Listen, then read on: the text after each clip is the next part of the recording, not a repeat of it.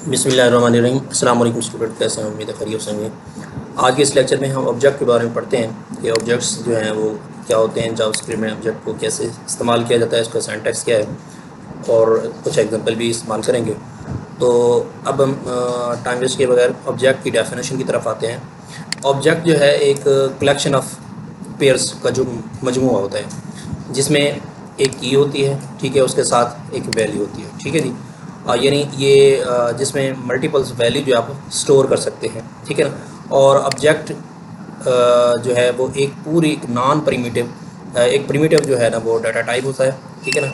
अब हम इसकी कंप्लीट डेफिनेशन पढ़ लेते हैं। An object is a collection of key value pairs use to store multiple values, यानी कि कई सारी वैल्यूज़ इसमें मुख्तलिफ डाटा टाइप की आप वैल्यू इस्तेमाल कर सकते हैं, ठीक है जी। इन ए सिंगल वेरिएबल, यानी एक ही वेरिएबल के अंदर वो एक ही ऑब्जेक्ट होगा जिसके अंदर मल्टीपल डाटा टाइप्स जो है ना आप इस्तेमाल कर सकते हैं। ईच की उसमें values in the single variable, each की इज़ अ स्ट्रिंग, हर की जो है स्ट्रिंग होती है, इसको प्रॉपर्टी का भी नाम कहते हैं।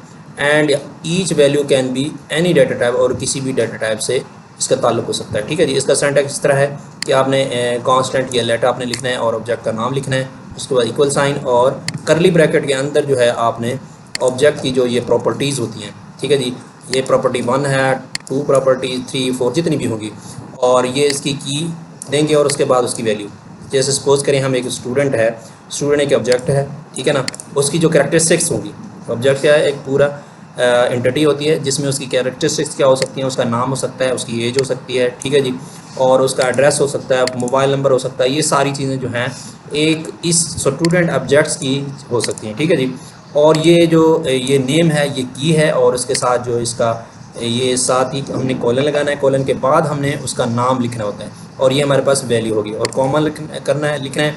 फिर अगले लाइन के अंदर जो है हम साथ साथ लिख सकते हैं इसके साथ, लेकिन ये सेपरेट लिखना एक यानी अगली लाइन लिखना एक बहुत अच्छी प्रैक्टिस है, ठीक है ना। फिर उसके बाद एज आ जाएगी, कॉलन लगाएंगे और 20 उसकी वैल्यू आ जाएगी, यानी ये की होगी, और ये इज एनरोल जो है ना ये की है, और ट्रू जो है ना इसकी वैल्यू है। अब इसको एक्सेस कैसे करना है, यानी कंसोल लॉग के ज़रिए से इसको एक्सेस कैसे करना है। एक्सेस इस तरह होगा कि कंसोल लॉग के अंदर उस ऑब्जेक्ट का नाम लिखेंगे, फिर डॉट लिखेंगे, और जो की होगी वो आप लिखेंगे, ऑटोमेटिकली जो है ना वो ऑब्जेक्ट जो है एक्सेस हो जाएगा, ठीक है जी। तो अब हम इसकी प्रैक्टिकल एग्जांपल की तरफ आते हैं हम वीएस कोड के अंदर। अब इसको जैसे हमने एक एग्जांपल लिखी है प्रोडक्ट के नाम से, ऑब्जेक्ट है हमारे पास प्रोडक्ट, और उसके बाद इसकी आईडी 1 हम लिखी, आईडी जो है ना ये की है, और उसके साथ 1 जो है ना इसकी वैल्यू है, टाइटल, ठीक है, ये की है, और मोबाइल जो है ना इसकी वैल्यू है, ठीक है जी। अगर स्ट्रिंग होगी तो आपने डबल इन्वर्टेड कॉमर्स के अंदर उसको लिखना है। अगर अकेला डिजिट होंगे, वैल्यू होगी, जैसे ये प्राइस हो गई, तो इसको इन्वर्टेड कॉमर्स के बगैर लिखना है, ठीक है जी।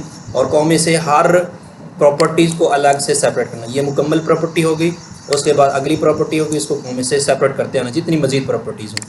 अब इसको एक्सेस करने की बारी आती है, तो हम इसको एक्सेस कैसे करते हैं, कंसोल डॉट लॉग। उसके बाद हमने उस ऑब्जेक्ट का नाम लिखना है, साथ ही उसकी की देनी है, ठीक है जी। ऑटोमेटिकली उसकी वैल्यू जो है ना वो प्रिंट होती जाएगी। इसी तरीके से ये हमारे पास 3 प्रॉपर्टीज़ हैं, और तीनों को जो हमने एक्सेस करना है वो इस तरीके से हम एक्सेस कर सकते हैं। अब हम इसको रन करने लगे हैं, CLS कर देते हैं, और इसके बाद हम इसको रन करते हैं। तो आपके सामने ये कंसोल लॉग जो है, ये 1 जो है ना, जो हमने आईडी जो दिया उसकी वैल्यू आ गई, और टाइटल जो है उसकी वैल्यू आ गई, और प्राइस की वैल्यू। वैल्यू को आप एक्सेस करना चाहते हैं तो आप इसके ज़रिए से इसी तरीके से हम इसको एक्सेस सकते हैं।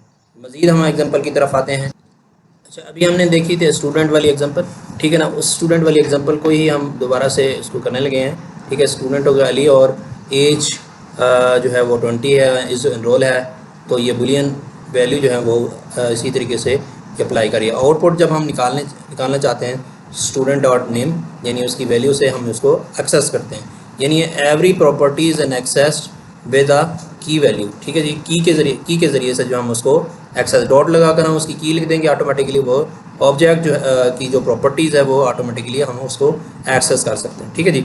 तो ये एक्सेस इसको हम करते हैं, CLS करते हैं, उसके बाद इसको रन करते हैं, और ये आपके सामने इसको हमने सेव करना था, सेव किया। सेव करने के बाद हम इसको CLS और इसको अब रन करते हैं जी।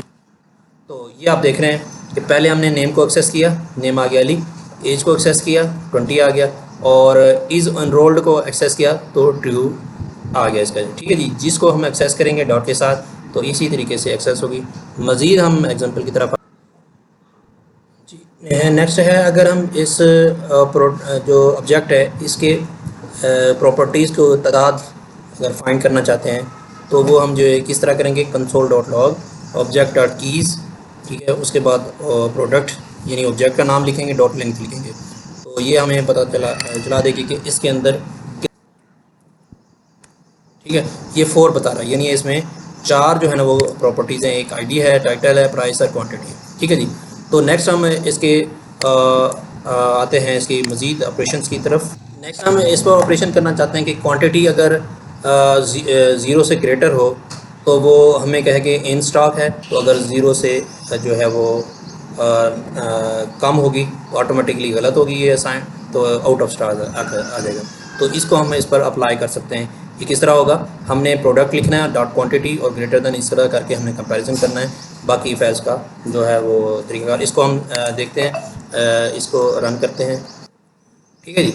अब ये फॉल्स कर रहा है, ठीक है, आउट ऑफ स्टॉक है क्वांटिटी, तो हम इसकी क्वांटिटी अगर बढ़ा देते हैं, ठीक है जी। इसको हम सेव करके दोबारा से हम इसको चेक करते हैं, भी हम ऑपरेशंस करना चाहते हैं, हम क्वांटिटी पर या जो भी चीज़ है वो हम इस पर कर सकते हैं। मज़ीद हम इस पर फंक्शंस की मदद देखते हैं कि फ़ंक्शन कैसे अप्लाई होंगे इस पर। अगर हम पूरे ऑब्जेक्ट को रिटर्न करवाना चाहते हैं, प्रिंट करवाना चाहते हैं, तो ये फंक्शन के ज़रिए से हम इसको कर सकते हैं। फंक्शन हमने क्या लिखना है, ये फंक्शन लिखना है, और उसके बाद फंक्शन के ये ब्रैकेट डालनी है, उसके बाद इसके अंदर जो है फंक्शन के अंदर ही हमने रिटर्न लिखकर ऑब्जेक्ट पूरे का पूरा लिख देना है, ठीक है ना। ये ऑब्जेक्ट रिटर्न होगा, एफ़ के पास चला जाएगा, एफ़ जो है ना वो हमने इस फंक्शन को प्रिंट करवा देना जस्ट। तो ये इसको हम रन कर लेते हैं, तो इस तरीके से पूरे का पूरा ऑब्जेक्ट जो है ना आपके पास प्रिंट होकर आ जाएगा, ठीक है जी। यानी ये कैसे होगा, ये इस तरह होगा, ये सारा पूरे का पूरा जो है ये ऑब्जेक्ट है, इसको अपना ऑब्जेक्ट समझना है। बाकी जो ये फंक्शन है, फंक्शन क्या करता है, ये एज इट इज़ आप जो है ना इधर ये फंक्शन के अंदर और रिटर्न में ये पूरे का पूरा ऑब्जेक्ट जो है ना उठा के आपको इधर प्रिंट करवा देगा, क्योंकि ये फंक्शन और ये इसकी पूरी रिटर्न पूरे का पूरा फंक्शन जो है ना इधर आके कॉल होगा, ये एफ़ के ज़रिए से, एफ़ जो फंक्शन का नाम है, तो ये कॉल होकर ये पूरे का पूरा जो ऑब्जेक्ट है वो एज इट इज़ जैसे लिखा गया है वो वैसे का वैसा जो है ना वो देखें। आईडी 1 है तो 1 प्रिंट हो रहा है, और उसके बाद कॉमे के साथ सेपरेट किया जाए, मैंने पहले भी बताया कि उसको हम एक लाइन में भी लिख सकते हैं, ठीक है जी। टाइटल आ रहा है, उसका मोबाइल नंबर और प्राइस भी आ रही है साथ ही, यानी कि पूरे के पूरे फंक्शन को हम रिटर्न कर सकते हैं। अब इसी को हमने एरो फंक्शन में चेंज करना है तो वो आप इसको कर सकते हैं, ठीक है जी। यानी आपने इसी फंक्शन सिंपल फंक्शन को आप एरो फंक्शन में भी कन्वर्ट कर सकते हैं।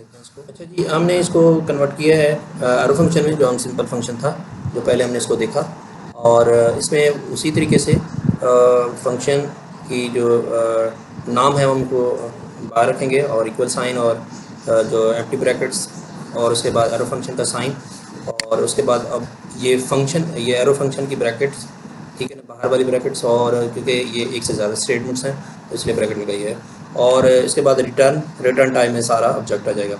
इसको हम रन करके चला देखते हैं, ये इसी तरीके से वर्क कर रहा है जो पहले हमने आउटपुट देखी थी, ठीक है जी।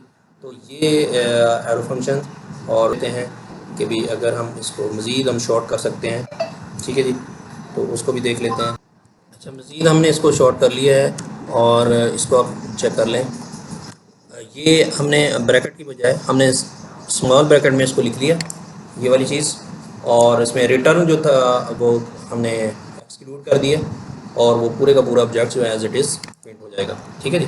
तो इसको आप चेक कर लें, ये पूरे का पूरा ऑब्जेक्ट जो है ना वो प्रिंट हो रहा है, ठीक है। मज़ीद हम इसको एक लाइन में लिखना चाहते हैं तो आप इसको मज़ीद एक लाइन में, आप जिस तरह ये नेक्स्ट आपको दिखाई दे रहा है, तो आप एक ही लाइन के अंदर है वो सारे का सारा आप कोड लिख सकते हैं। ये जैसे आपको ये इस तरीके से नज़र आ रहा है, ठीक है जी, इस तरीके से आप इसको लिख सकते हैं। ये आप एक लाइन के अंदर आप देख रहे हैं इनको, ठीक है जी, वही वाली चीज़ है, और इसको हमने स्मॉल ब्रैकेट के अंदर हमने लिख लिया, ठीक है।